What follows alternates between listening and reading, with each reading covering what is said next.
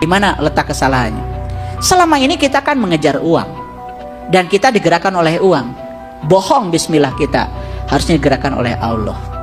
Ada orang percaya saya akan punya beras kalau saya punya uang. Ada percaya gitu nggak?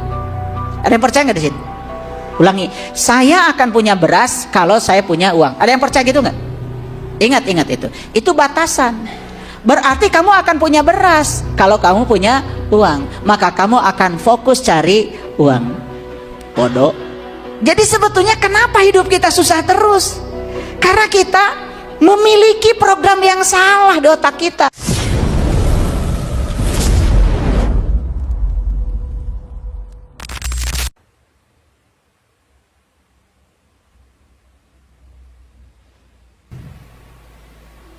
Ini saya mau kasih contoh. Saya punya teman, dia itu bisnis udang. Bisnis udangnya bangkrut terus, udah 8 tahun. Saya selidiki di mana bangkrutnya. Saya tanya, kamu bisnis udang buat apa? Ya saya pengen uang banyak. Oh, udah salah. Bisnis udang pengen uang banyak. Berarti yang menggerakkan dia uang, bukan Allah. Saya ganti. Coba sekarang kamu bisnis udangnya, saya ingin menjadi kepanjangan tangan Allah, menyediakan udang yang murah buat restoran yang perlu udang. Ingin menyediakan makanan bergizi yang bagus buat orang-orang yang perlu gizi. Lupakan uang. Apa yang terjadi? Panennya biasanya 1 kolam 2,5 kintal. Ini 34 kintal 1 kolam tanpa ada upaya apa-apa. Awalnya banyak yang tidak percaya sama saya. Berikutnya saya selidiki lagi. Di mana letak kesalahannya? Selama ini kita kan mengejar uang dan kita digerakkan oleh uang. Bohong bismillah, kita harusnya digerakkan oleh Allah. Biar uang yang mengejar kita. Coba tanya orang yang kerja, pasti dengan duit. Ari duit mah bayangan ibu, bapak. Semakin cepat tubuh kita bergerak, bayangan kita bergerak secepat tubuh kita. Rek irahane wakna. Kenapa kita mengejar uang? Lebih bagus uang mengejar kita. Nah, membalikan itu di sini dan di sini. Oh, ini ilmu mahal, harusnya bayar ini. Berikutnya apa? Apa kos yang paling besar untuk udang? Saya harus beli obat untuk membunuh mikroorganisme laut. Karena laut di sini sudah tercemar. Dapat lagi, saya bilang, yang tercemar itu otakmu. Apa kamu pernah meneliti bahwa laut ini tercemar? Belum. Cek saha, da cek batur oge laut di dia mah sudah tercemar, diasupkeun kana otak manehna. Beli obat untuk membasmi pencemaran yang sebetulnya bukan di air laut. Di mana? Di otak. Kenapa kamu tidak berdiri di laut? Laut, kamu baik-baik saja. Kamu tidak tercemar. Kamu sangat bagus buat tumbuhnya udangku. Tiap pagi saya suruh ngomong di pinggir laut begitu. Ternyata tidak perlu beli obat buat air laut. Tambah lagi kan? Untungnya? Tuh. Banyak yang tidak percaya sama saya. Bahwa mengubah pikiran dan perasaan mengubah nasib.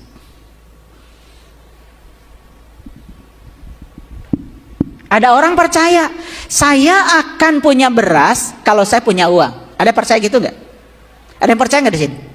Ulangi, saya akan punya beras kalau saya punya uang. Ada yang percaya gitu nggak? Ingat itu. Itu batasan. Berarti kamu akan punya beras kalau kamu punya uang, maka kamu akan fokus cari uang. Bodoh. Kenapa tidak berpikir saya mah bakal boga beas tuh duit oge? Jangan dibatasi atuh Allah atau pikiran orang. Ternyata saya membuktikan. Saya tidak berpikir bahwa saya untuk punya beras harus ada uang. Tiap saya parkir mobil saya di sini di halaman ini, aya wae eta beas datang. Bu, percantan teh? Tuh. Jadi sebetulnya kenapa hidup kita susah terus? Karena kita memiliki program yang salah di otak kita, yang diinpuskan oleh leluhur kita. Makanya hari ini saya bikin di YouTube putus siklus keturunan. Cara berpikir salah, potong. Arinya maka turunan. Jangan diwariskan atuh eta teh. Jangan nyai artos teh hese. Hayo we pidato ngalisuk teh eta. Masuk di alam bawah sadar anak kita jadi program. Udah gede itu anak berpikir cari uang susah. Karena kita yang mengajarkan. Ari kita nuntut ka budak, garawe atuh sing loba duit. Ari pikiran nanti dirobah. Nu ngadidik itu saha? Saha? Jawab atuh. Jadi otak kita memproduksi berapa pikiran sejam? 2.900. Otak manusia dapat menyimpan 2,5 petabyte informasi setara dengan 3 juta jam acara TV. Perhatikan saya. Otak manusia ini bisa menyimpan data 2,5 petabyte setara dengan 3 juta jam acara TV. Kalau ada TV 3 juta jam tah lalajo tah. Lebet kana otakna, kasimpen kada cadena di otak. Kapasitas otak kita sebesar itu. Ari ayeuna di areusian naon. Dan bisa menyimpan 1 juta foto beresolusi tinggi, bayangkan. 1 juta foto detailnya bisa diingat oleh otak. Dan otak manusia ini menghasilkan 23 watt energi, cukup untuk menyalakan 1 bohlam. Kalau listriknya dimanfaatkan. Jadi kalau begitu otak kita ini apa isinya? Listrik, ibu bapak. Makanya setiap satu sel neuron di otak kita itu semacam satu sirkuit elektrik. Makanya otak kita tuh persis seperti integrated circuit. Makanya otak kita lebih pintar daripada HP. Kan yang bikin HP itu otak. Nah, berat otak manusia ini cuma 2% dari berat tubuh. Hitung ya nanti, hitung. Hanya 2% dari berat tubuh. Jadi yang berat tubuhnya 100 kilo, otaknya itu cuma 2 kilo gitu. Bisi hese, ngitung. Nah, otak yang 2 kilo ini aneh. Dia itu mengkonsumsi energi 20% dari keseluruhan energi buat tubuh. Jadi energi kita ini sering mengalami kelelahan tubuh kita. Kenapa? Otak ini harusnya makan energi 2% saja. Kan berat dia cuma 2%. Tapi dia ketika mikir terus mengkonsumsi energi 20% dari keseluruhan tubuh. Akibatnya ada organ tubuh yang tidak kebagian energi, disedot sama otak. Akibatnya apa? Lelah. Sadar nggak bapak ibu? Sok dia geningannya, sok nyaris, aduh capek. Capek teh ibu tidieu tah. Karena ini terus mikir teureun-eureun. Mikiran kagorengan batur, coba. Mikiran TV batur. Mikiran perjalanan spiritual batur. Mikiran mobil batur. Mikiran imah batur. Kencana karasaeun tah. Otak manusia ini mengandung 100.000 mil atau 160.000 kilometer pembuluh darah. Jadi pembuluh darah itu muter-muter di otak kita ini kalau diukur tuh 160.000 kilometer. Nah, keseluruhan pembuluh darah di tubuh kita ini semuanya, jadi ini kalau darah keluar dari jantung berjalan ke seluruh pembuluh darah, nah sampai balik lagi ke jantung ini, darah kita itu mencapai jarak 96.000 kilometer.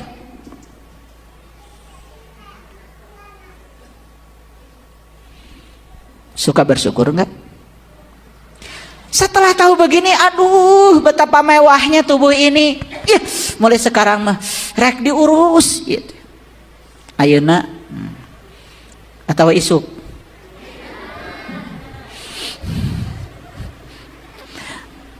Nggak akan disakiti lagi, nggak akan marah-marah lagi, nggak akan iri dengki lagi, nggak akan benci sama orang lagi. Sekarang saya tahu ilmunya.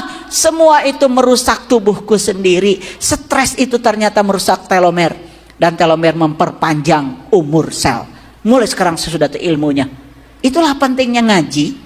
Iman dengan ilmu pengetahuan menemukan konvergensi, menemukan titik temu. Jadi we ngartos. Jangan terlalu sederhana. Kenapa ibu meninggal? Takdir. Kenapa ibu nggak punya uang? Takdir. Itu betul? Betul. Tetapi kalau kita memahami lebih dari itu, kan kita bisa melakukan perubahannya cepat. Nih, orang yang percaya kalau penyakit dari Allah, rek ini kamana ge moal cager. Da Allah mata ramasian panyawat. Di Quran disebut faiza maridtu fahuwa yasfin. Kalau kamu sakit, aku yang menyembuhkan. Gering nama lain ti Allah. Akibat maneh eta nu nyebutkeun mencret ti Allah.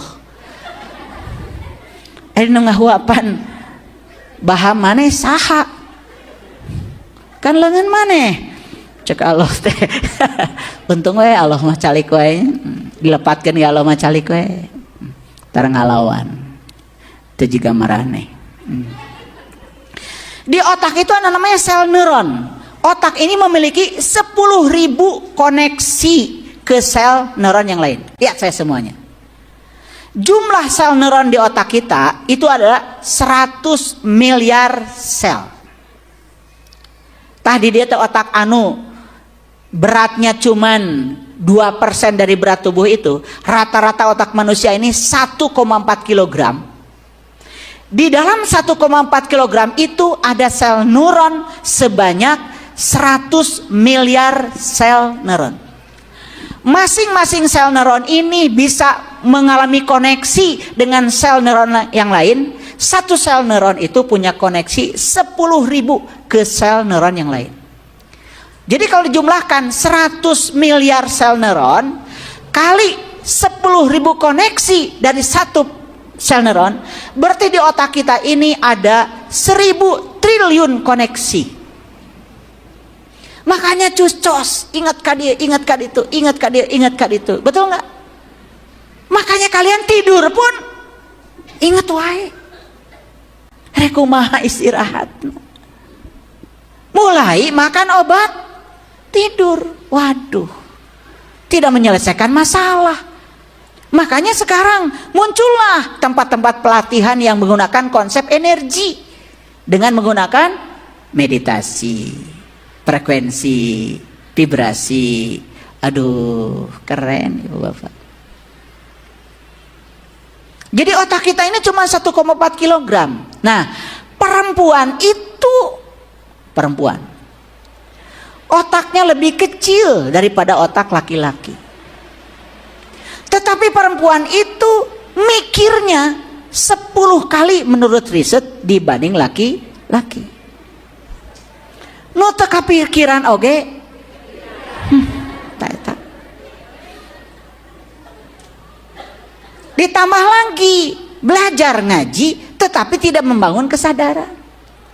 Seperti robot aja, hanya melakukan ritual-ritual yang tidak mengerti. Tidak ada pengaruhnya kepada emosi. Hayang nate amak gitu. Makanya perempuan wajib bicara 26.000 kata per hari. Punya suami yang suka membungkam, tiap ngomong potong, gak kuat. Munculnya di sini cancer, tumor, atau muncul di sini di serviks. Makanya waktu nikah itu harus sepakat. Terserah bebek atau apa nyebutnya. Beb, saya ini perempuan. Menurut riset harus bicara 26.000 kata per hari. Kamu laki-laki hanya perlu 6.000 kata per hari. Tolong ya, kalau saya bicara tidak usah dipotong. Cukup kamu menjadi pendengar yang baik dan jangan dikasih solusi. Perempuan tidak suka solusi. Perempuan itu hanya suka didengar. Bagus nggak hasil riset ilmu pengetahuan ini dalam konteks membangun rumah tangga? Udah kalian mengomong teh sakinah mawadah warohmah, sakinah mawadah warohmah, ari carana teu ngarti. Ditanya aja sama saya tadi, ukuran otak perempuan dengan ukuran otak laki-laki berapa besar? Nggak ngerti. Tidak mengenal pasangan kita. Perempuan itu otak kiri dan otak kanannya tidak punya corpus callosum. Ada jembatan perempuan otak kiri dan kanannya. Sehingga perempuan itu mana logika, mana rasa, nggak bisa bedakan. Makanya kalau punya masalah muter,